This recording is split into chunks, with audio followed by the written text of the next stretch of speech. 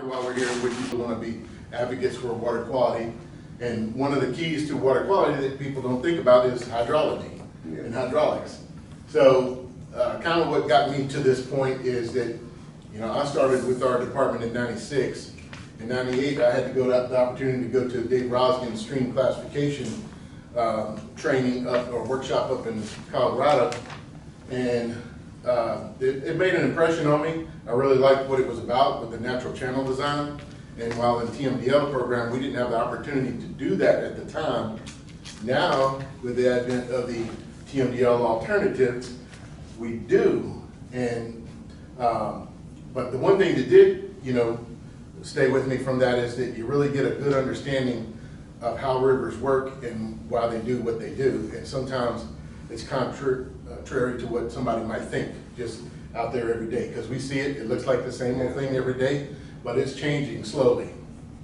And so, you know, with the watershed initiative, we started talking about it again, and that we have a contract going on right now to do some work in the future. We're going to select a stream to where that it's the best candidate to show improvements for water quality using the natural channel design protocols and methodologies.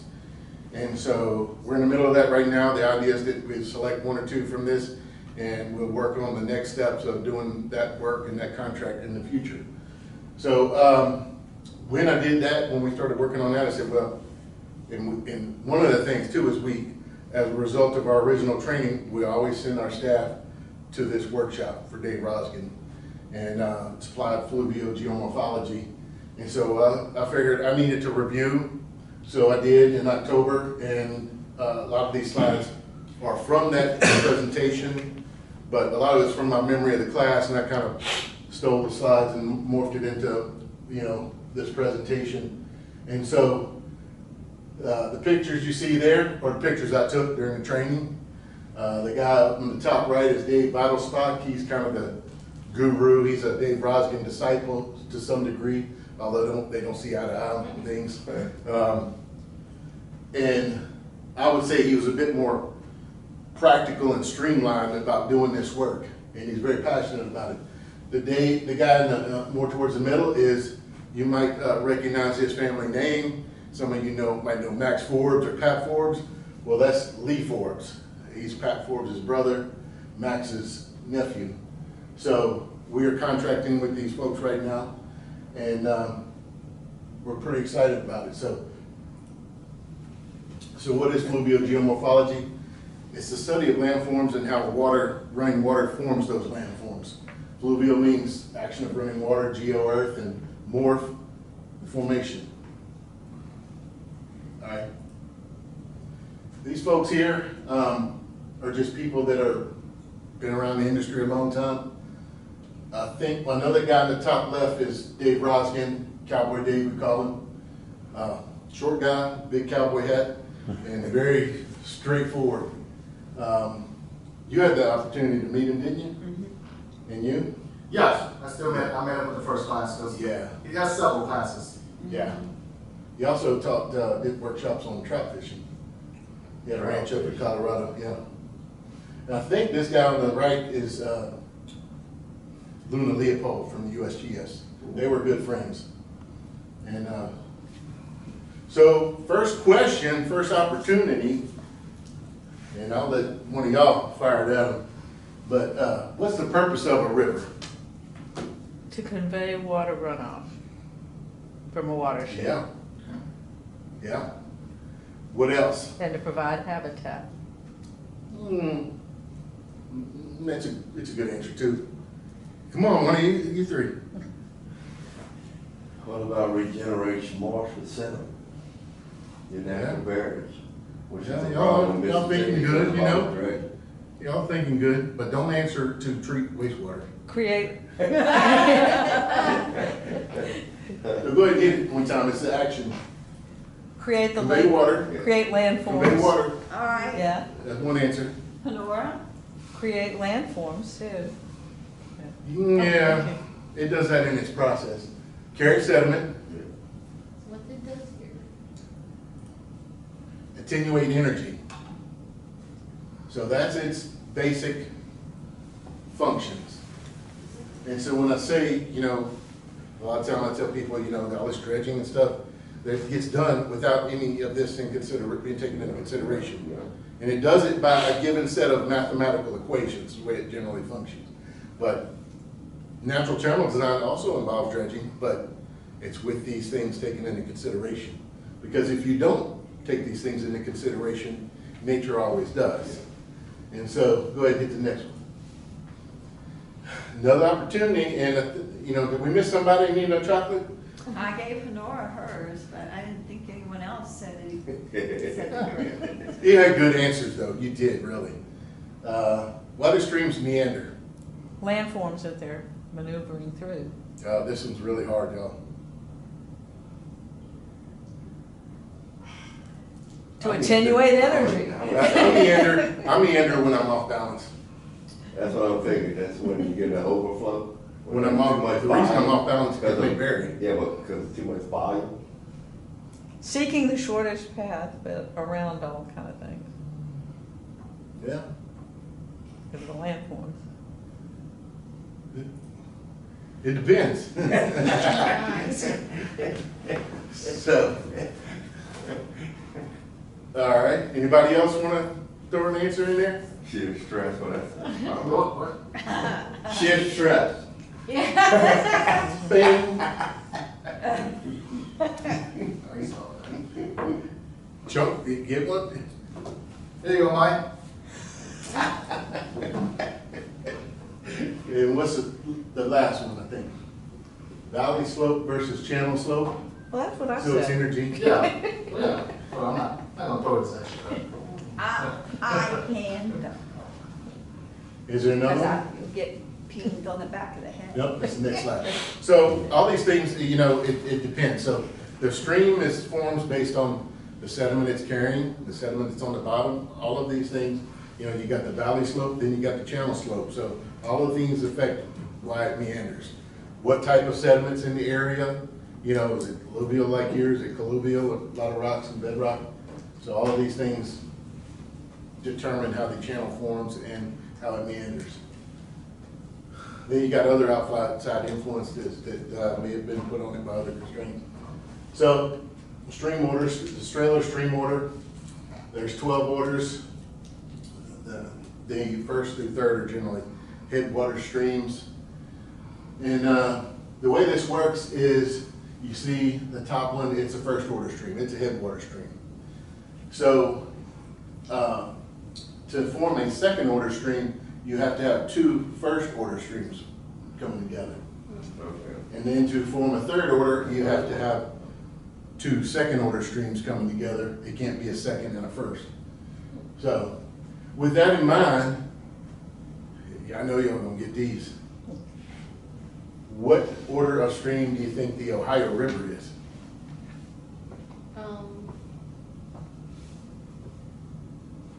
For second one? Second. The third. Give back some of those chocolates. And then No, quite a bit higher. Yeah, way Eight. Oh, Third. wow. Yeah. I didn't know now you got a little better feeling for it. So what do you think the Mississippi River is? that. Like 20 order. Mississippi is the 12. about third largest stream in the world. 12? It's the Amazon carries the most flow. The Nile is the longest. Mississippi's somewhere behind those two. So 10. Yeah.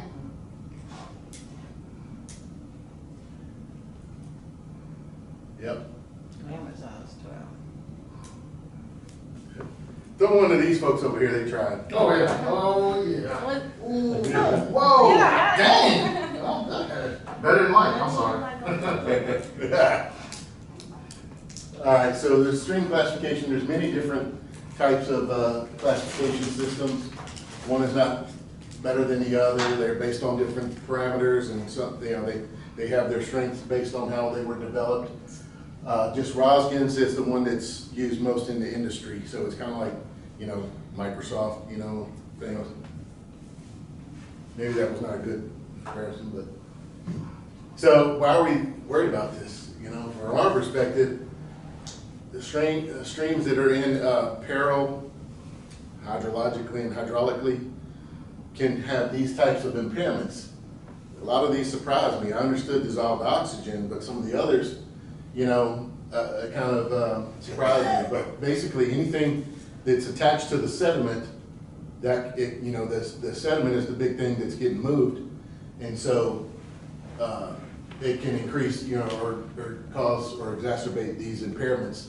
Pathogens, that one kind of surprised me, but also too, when the stream is, you know, impacted and it's blowing out its banks and stuff, it might create a stagnant channel open to the sun, perfect conditions for the pathogens to reproduce once they're there.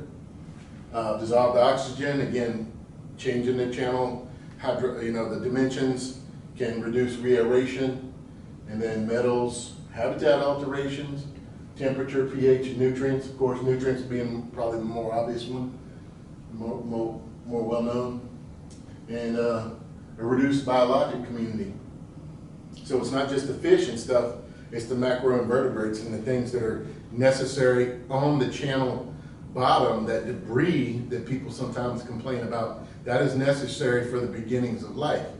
When The you food say chain. sediments, does that, I mean, of course, you know, obviously sediments from, you know, non-point source pollution, but I mean, could that be point, I mean, like, treatment plants, I mean, what encompasses all sediments, like? Typically, when you're looking at this on a stream that's trying to adjust itself, it's gonna be from the banks. The You know. erosion? Yeah. So that, over time, can be much greater than what's coming off a construction site. Right. As the SWCA showed in a previous, by the way, SWCA was who we were gonna work with, but Lee left there, so we're going with him and Dave. All right. So, you know, there's a lot of different things going on here. So, and that's what I find pretty exciting about it.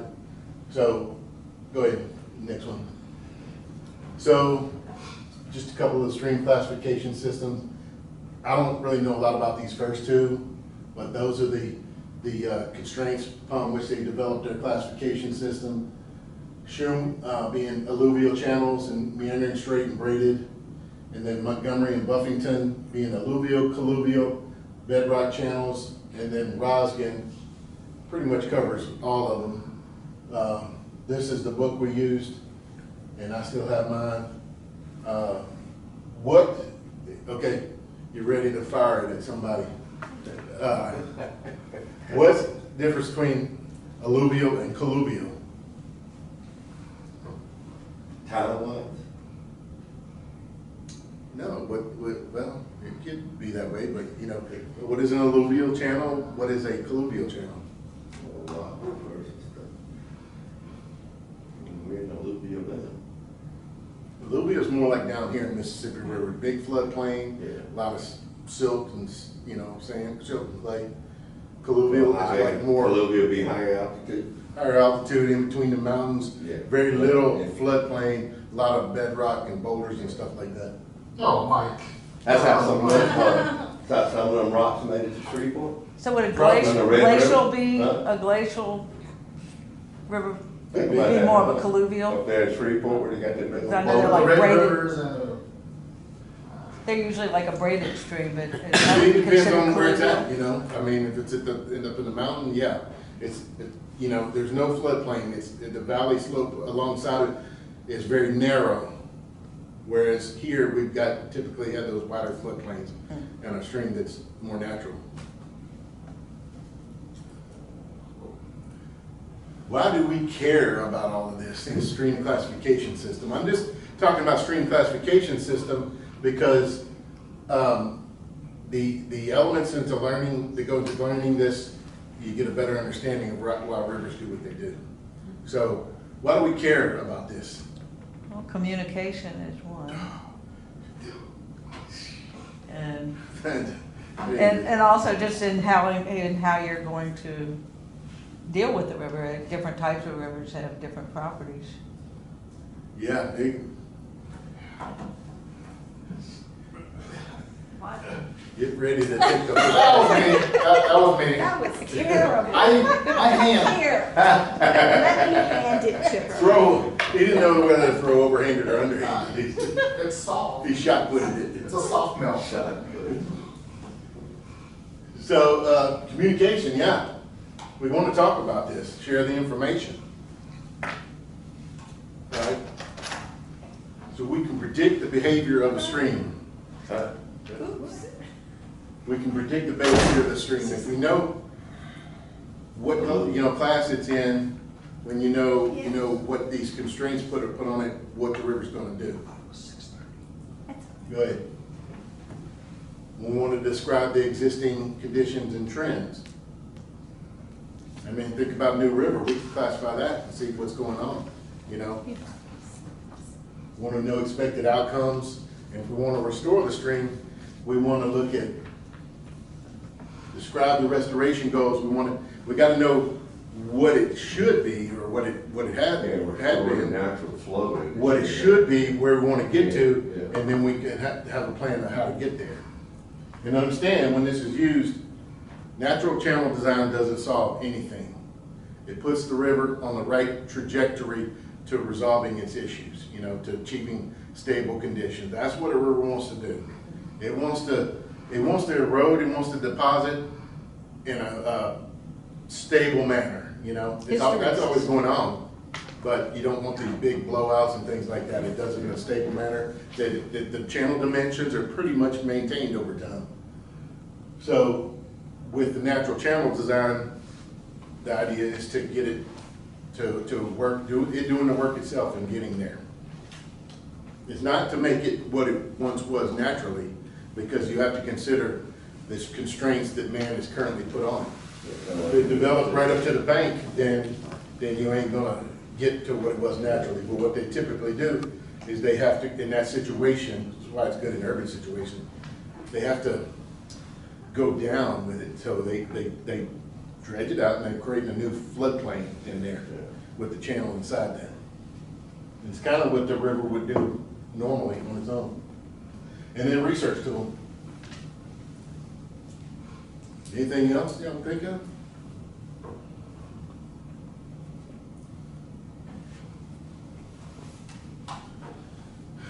So the Roskins system was based on physical characteristics and requires field measurements.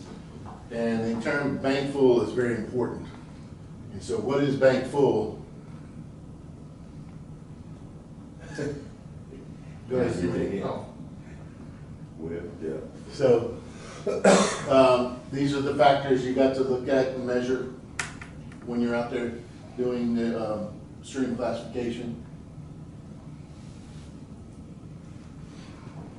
And Roskin's going to look at the dimensions, that's the cross section, the pattern, the view from above, that's the meandering, and the sinuosity is what they call it.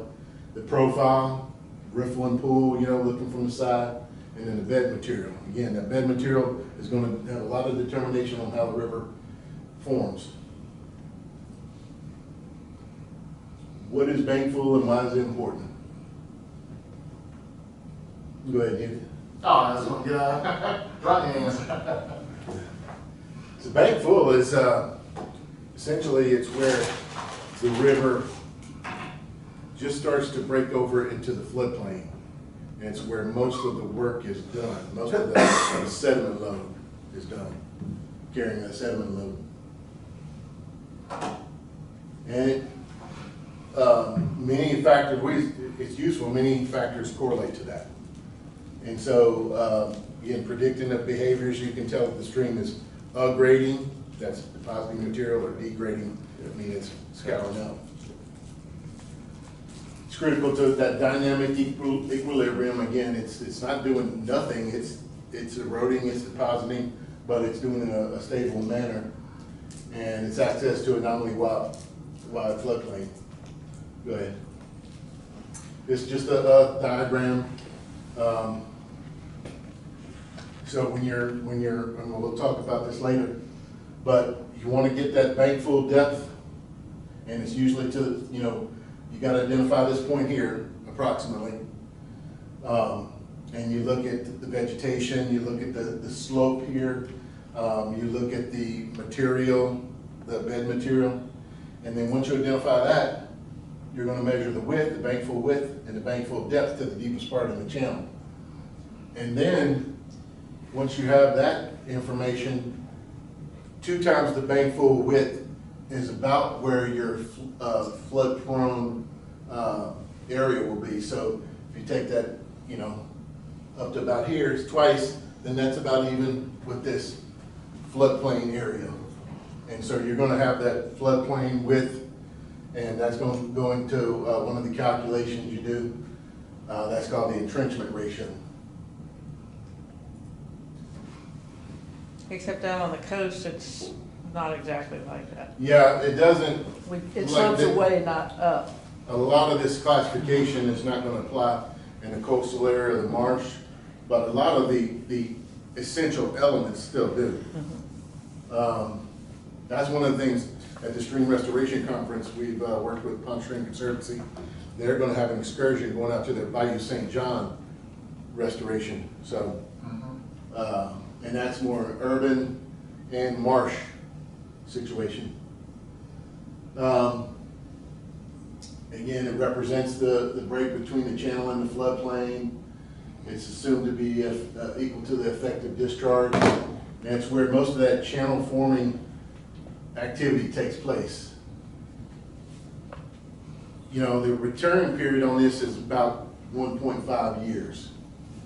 But in areas that are largely driven by thunderstorms, it can be more than that, maybe 5 to 15 times per year. So it doesn't occur maybe every day, but it does occur quite often, you know.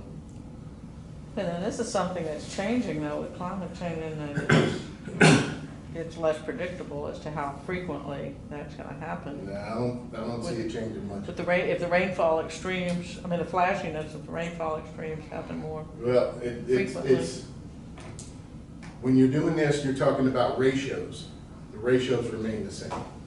Bank full width or depth might change, but the entrenchment ratios and other things like that remain about the same. And that's another thing, is it's not important that you get the bank full width and depth or identify that exactly. You just gotta identify a high and a low point, you know, and get it in that range. So that changes. Which we'll talk about in a little bit. But that changes as the conditions, rainfall conditions change? Is that what you were just saying?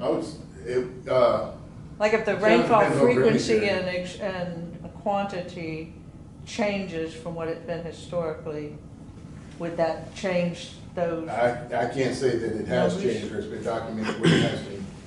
Again, it's the ratios that are important here. So to looking at the amount of sediment that's being carried, and to demonstrate that most of the work is being done in that bank full conditions.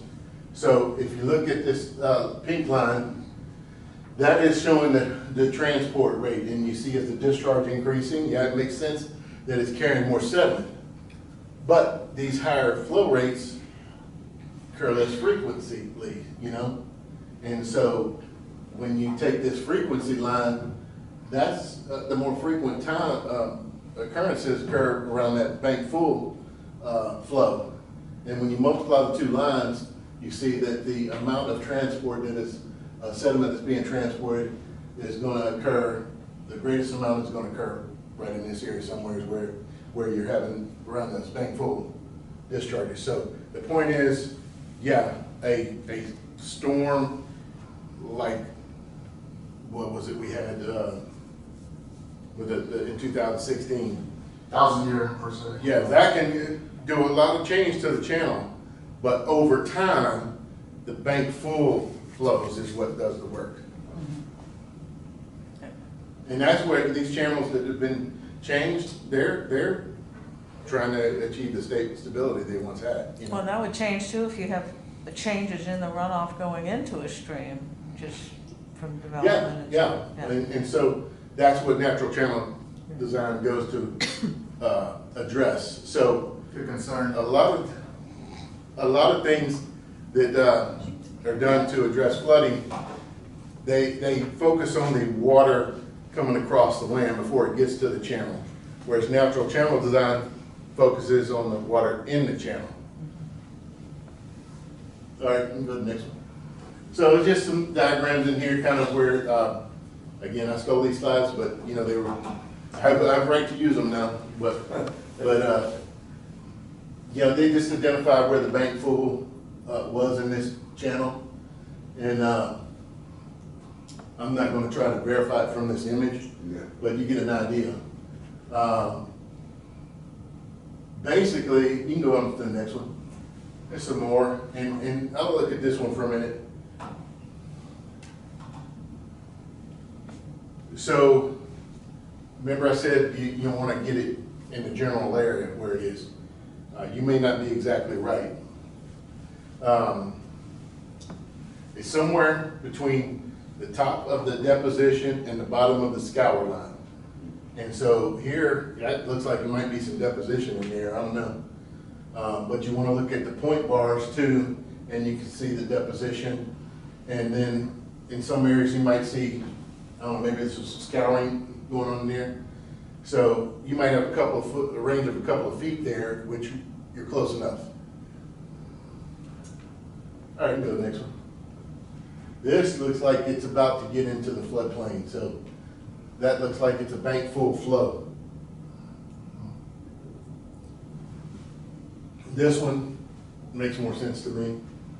You can kind of see where the vegetation is changing, where they identified the bank full. You look like you probably got there's definitely stuff being deposited right here, right? Yeah. And there's stuff being scoured out over there. So again, in between those two. Now there's something called the inner berm too, and this is important when doing natural channel design work. They identify some scour. Geomorphic terrace, this is where you might see materials and logs deposited on top of the land, you know. It tells you that the river did get that high, but that's not bank full. This looks like snow over here. That's what it'd be, all the styrofoam cups here. But they're saying deposition, so the inner berm channel is important because you're dissipating energy. And they actually put those type of inner berms in some of the natural channel design situations. Like the one that we were looking at on the first slide, they had that feature in there.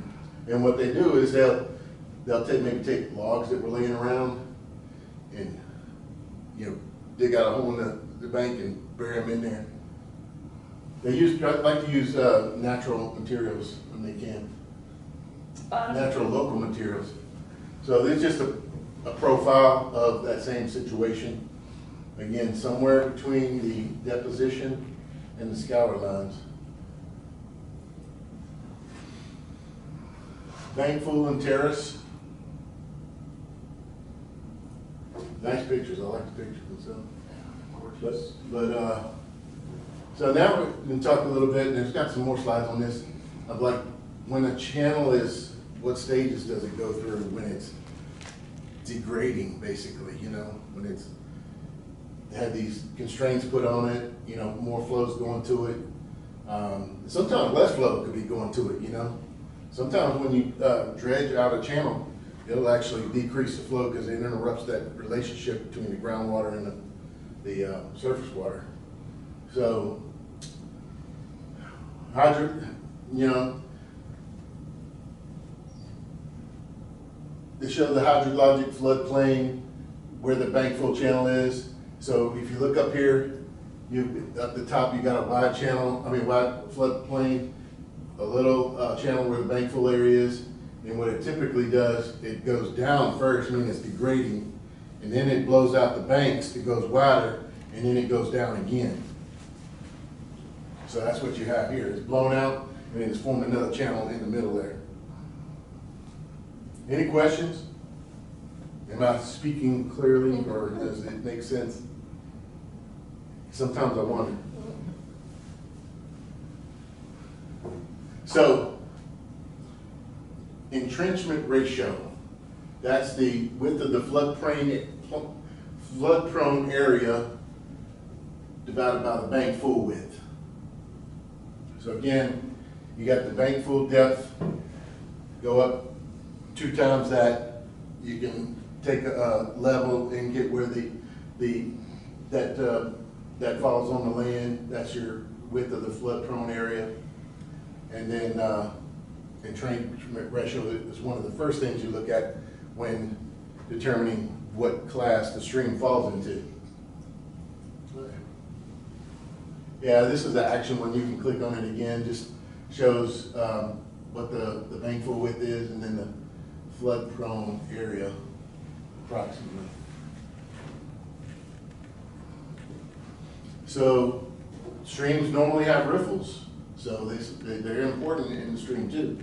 And a lot of times when you're doing these measurements, you go to the water surface at one riffle to the water surface in the next riffle, because you're going to measure the slope. But, you know, just some identifying, I know most of you know this, you got the point bar, you got the cut bank on the outside, and you got the areas where you're going to get the cross sections, going to be somewhere in between those, and that usually in a riffle, I think, or a run, and we'll talk about what those are. Like I said, I got a lot to learn on this, you know, so go ahead. So stream sinuosity, Mississippi River, right? It's got sinuosity. We've kind of straightened it, fixed it some, straightened it out, you know, but it's got sinuosity. So it's simply the stream length, which along the river channel, divided by the valley length, that straight line. And then, you know, when I look at this, I think, wow, this is kind of like sound waves or something, you know. You got belt width or bandwidth, wavelength, then you got radius of curvature. And I thought this was, and looking at this more, the width is approximately flow 10 to the 0.5 power. And then you got the thaw wag, which is typically, usually more in the center of the stream, and then the curves, it goes towards the outside, but it's the deepest part of the channel where most of the flow is going. So just identified some of those things on that same diagram. So looking at the profile, I didn't know this until I went to the class, but the way it goes is riffle, run, pool, glide. So you got the riffle, which is where it starts to break into this long straightaway. Then the next part is called the run, just before it gets into the pool. And then as it's coming out of the pool, it goes into the glide, and then does it over again. That's a lot of our streams around here, particularly, maybe not in Ascension Parish, but maybe in Tangipahoa, St. Tammany, Pearl River, all those. So,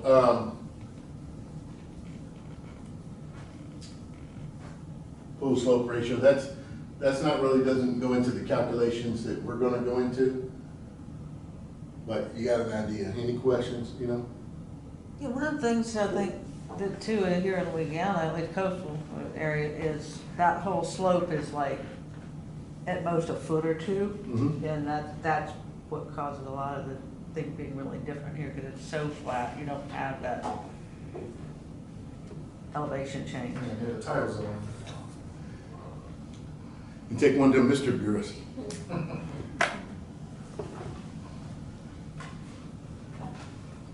So just, you know, the stream looks like it's in peril, with the items labeled on there. Looks like it was a rain event. Just know the situation. Left bank, left descending bank, right descending bank. So left descending bank means when you're looking downstream, the bank on your left is a left descending bank. The bank on your right is a right descending bank. All right. Again, we've kind of talked about this already, but it's more demonstration on how these streams degrade. And WARS is the, I forget what it stands for, but it's a protocol developed by Dave Roskin in cooperation with EPA, of how you go to identify these things. It's something that our contractors are using right now. Same thing here, some good, go back, some good pictures there. I think, you know, again, it's, you start off with the channel, then it digs down, then it widens out and erodes the banks, then it digs down again, and reforms a floodplain inside that, where it used to be. All right. So, trying to remember the fellow's name who developed, Lane developed this first. So, what this is kind of indicates, it's a relationship. The flow, let's see. Basically, the sediment load times the D50, which is the median particle size, is proportional to the flow of water times the slope. So that's a stable conditions. So what happens here is when the sediment load becomes coarser, or you add more sediment to this pan, then this arrow goes to the aggradation and means it's going to build up. It's going to deposit materials. It's going to build the channel up. Not necessarily what you want to happen, but that's what happens. So if you go in the opposite direction towards the finer sand or decrease the amount of sediment, it's going to go into degradation mode and dig down. And then on this side, it works just the opposite way. More water or steeper slope, it's going to dig down, and then less water or a flatter slope, it's going to upgrade and deposit material. I kind of like that diagram. It really, simplifies things, although the diagram can be confusing to look at sometimes. Get it backwards. The urban streams, you know anything about this? They got a special set of conditions. You might see some things like this that affect how the channel's going to behave, This occurred sometime last week or so. Well, it rained about the last couple weeks. And I don't know what they were shooting for here. When I look at this, to me, that looks like a fire lane. Where Like a concrete driveway, huh? A concrete driveway or a skateboard park, Yeah, or it's California. a fire lane where they put that brake so that the fire won't jump it, But, so different ways you can increase the slope of a channel. Channelization, straightening it out, right? You decrease the length of the channel by making it straight, so when you do that, you're increasing the slope. You can lower the water surface in the reservoir, assuming there's a reservoir at the downstream end. You can have a break in the dam at the upstream end, or maybe you have some geologic uplift that lifts the headwaters up and increases the slope. All right. And then, of course, we know what this is. Changes on the landscape, different things going on, development can add sediment to the waterway, I don't think, Looks like a diversion. historically, I don't think the Amy River looked like it does now. I don't think it had the sediment load it does now. All right, let's see.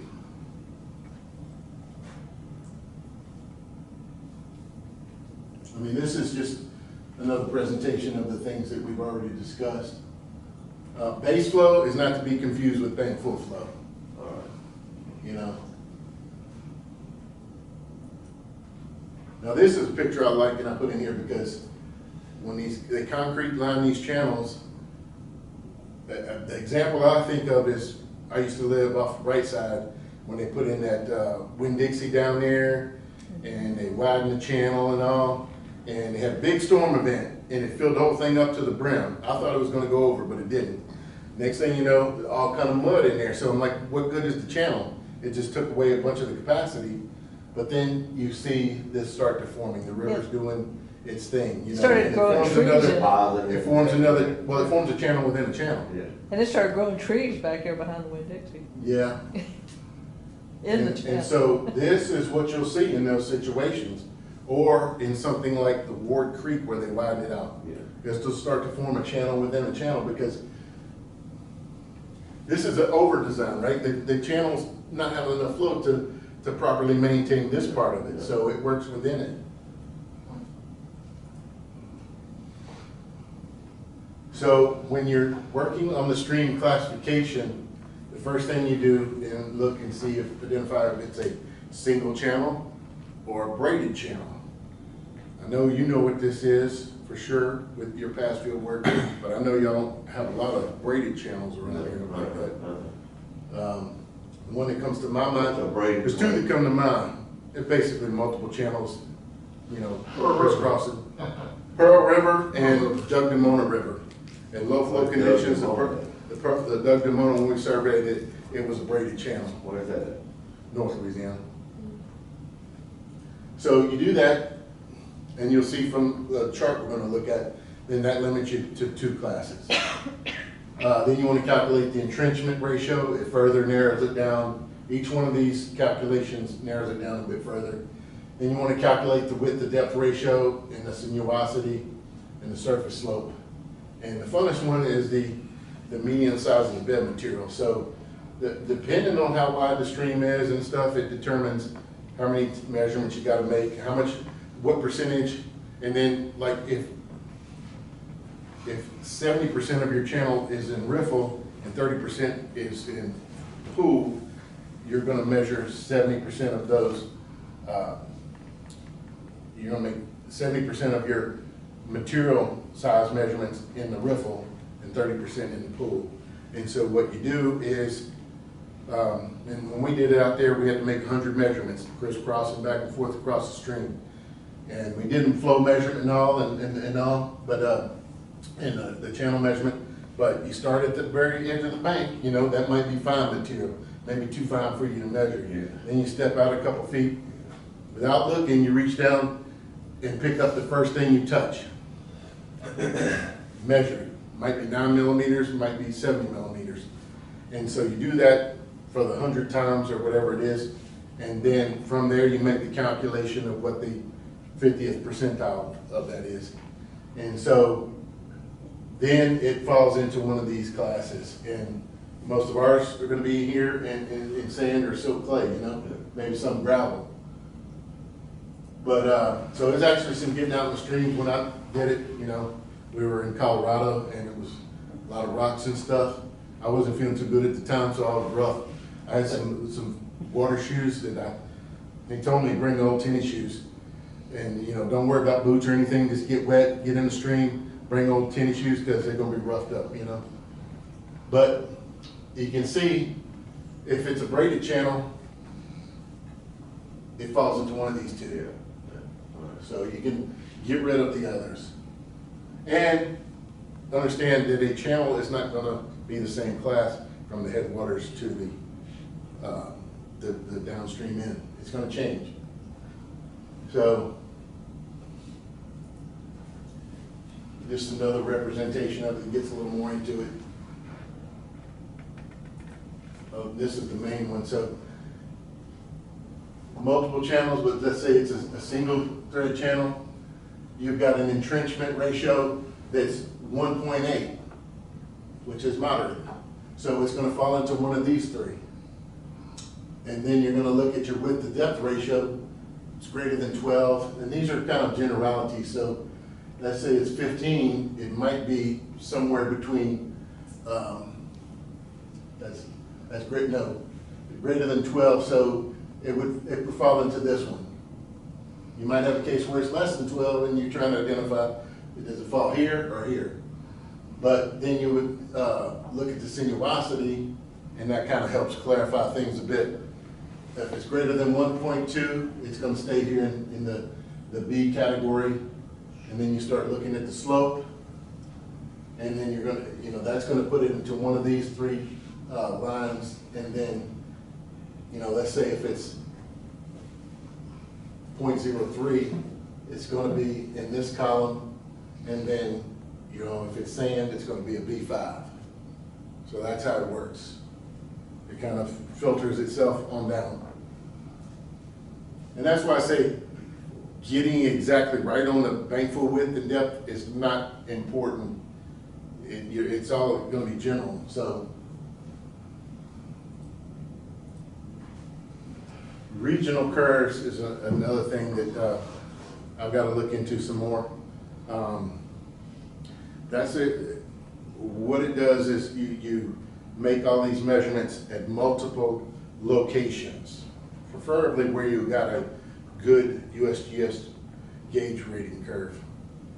And then from there, you're gonna get a curve that's gonna be your drainage area versus your bankful dimensions, bankful width, depth, you know, and from that you develop a regional curve. So when you go out to some other location, you get a drainage area, you're gonna have some idea what your bankful width and depth and all that should be. And so, they also, along with that, typically look for a reference location. You know, you might have part of a stream's highly disturbed, but part of it is reasonably good representation of what it wants to be or should be. So that also helps. Plus, with all this work, you're getting out in the field, seeing nature, Yeah. having people ask you questions.